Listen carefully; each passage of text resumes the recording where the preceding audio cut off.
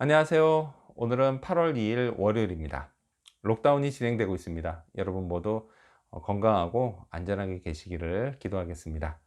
그래도요, 우리의 큐티는 계속됩니다. 그래서 오늘은 이사야 54장 1절에서부터 17절까지를 본문으로 큐티 가이드를 시작하겠습니다. 먼저 오늘 이 본문을 통해 제가 묵상한 하나님은 가장 친밀하신 분입니다. 5절 말씀 읽어볼까요? 이는 너를 지으신 이가 내 남편이시라. 그의 이름은 만군의 여호와이시며 내 구속자는 이스라엘의 거룩한 이시라.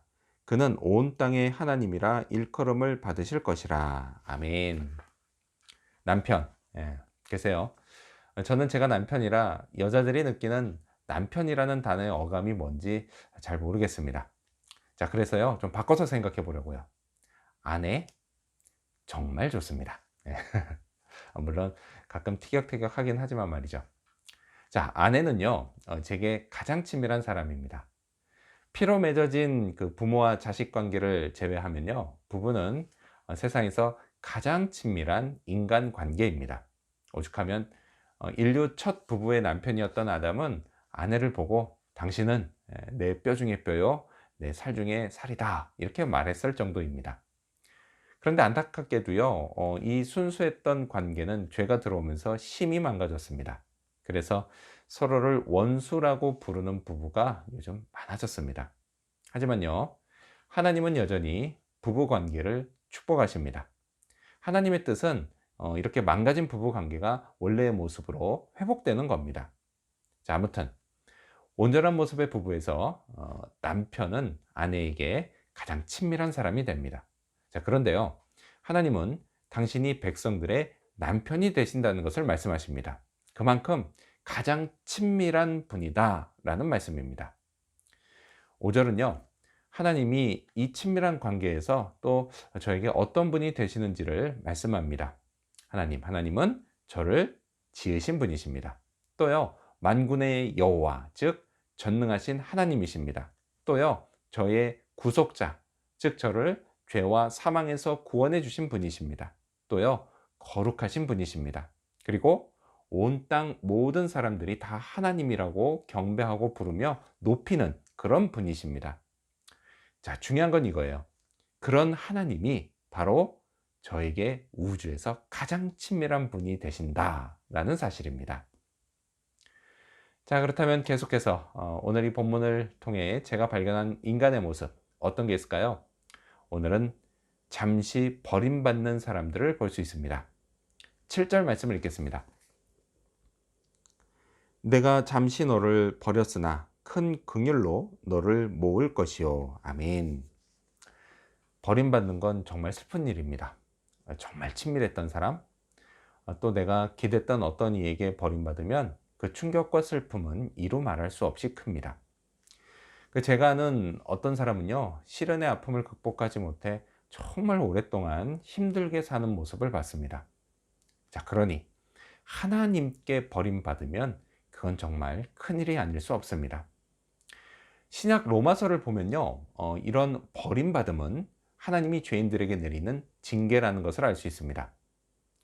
그런데 이제 어떤 사람은 그러면 그게 오히려 신의 손에서 벗어나 자유롭게 되는 거 아니냐 이렇게 반문하기도 하지만 사실 그건 하나만 알고 둘은 모르는 소리입니다. 나에게 베풀어지고 있던 공급과 돌봄이 끊어지면 그때부턴 자유로워지는 게 아니라 고생문이 열리는 겁니다. 하나님은요, 백성들을 잠시 버리시지만 다시 모아 들이시겠다라고 말씀하십니다. 이들은요, 큰 죄를 지었습니다. 자유를 얻겠다면서 하나님을 버린 겁니다. 하나님이 행복하게 살라고 주신 율법, 그 율법이 자기들을 속박한다고 착각했기 때문입니다. 하긴요, 뭐 율법은 온통 뭐뭐 해라 아니면 뭐뭐 하지 마라, 이렇게 되어 있으니까 청개구리 같은 인간의 죄성이 이걸 좋아할 리 만무합니다.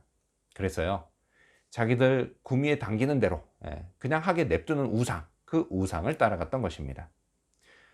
이렇게 하나님을 버린 결과 그들은 역으로 하나님께 버림받았습니다. 그렇게 고생문이 열리고 고생이 시작됐습니다. 자, 그렇다면 끝으로 오늘 이 본문을 통해 나에게 주신 교훈이 뭘까요? 그건 나를 향하신 하나님의 얼굴을 보자입니다. 8절 말씀을 읽겠습니다. 내가 넘치는 진노로 내 얼굴을 내게서 잠시 가렸으나 영원한 자비로 너를 긍휼히 여기리라. 내 구속자 여호와께서 말씀하셨느니라. 아멘. 그냥 진노하셔도 무서운 하나님이 넘치게 진노하시면요, 그땐 정말 큰일입니다. 그렇게 제게서 얼굴을 가리시면 정말 견딜 수 없습니다. 예, 그때 때로는요, 하나님이 제게 얼굴을 가리신 것 같다, 이런 느낌이 들 때가 있습니다. 그리고 그때는 항상 제 안에요, 해결되지 않은 죄 문제가 있습니다. 8절은요, 이런 느낌이 하나님의 넘치는 진노의 징조라는 것을 알려줍니다. 따라서요, 이런 느낌이 있으면 정말 주의해야 합니다. 자, 그런데 역시 우리 하나님은 얼굴을 오랫동안 가리지는 않으십니다. 성령의 역사하심으로 제가 예수님을 의지해서 죄 문제를 해결하게 하십니다. 그리고 또다시 제게 얼굴을 비춰주십니다. 자, 이 8절은요, 하나님이 제게 이렇게 해주시는 이유가 제가 뭘 잘해서가 아니라 하나님이 영원한 자비로 저를 긍휼히 여겨주시기 때문이다 라고 말씀합니다. 이 하나님의 은혜가요, 오늘도 저를 살게 합니다. 하나님은 저의 구속자이십니다. 저를 당신의 아들 예수 그리스도의 피로 사셨습니다. 그렇게 저를 하나님께 속하게 해 주셨습니다.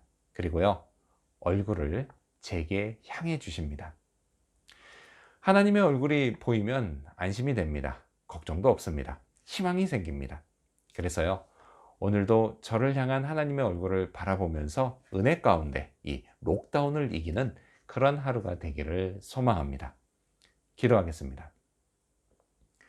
가장 친밀하신 하나님, 이런 친밀한 관계 속에서 저를 돌봐주시는 것 늘 감사드립니다. 그리고 하나님을 버렸다가 도리어 하나님께 버림받는 잘못을 저지르는 백성들의 모습을 잊지 않게 하시고 늘 하나님 붙들고 하나님께 가까이 나아가는 그런 인생이 되도록 도와주시옵소서.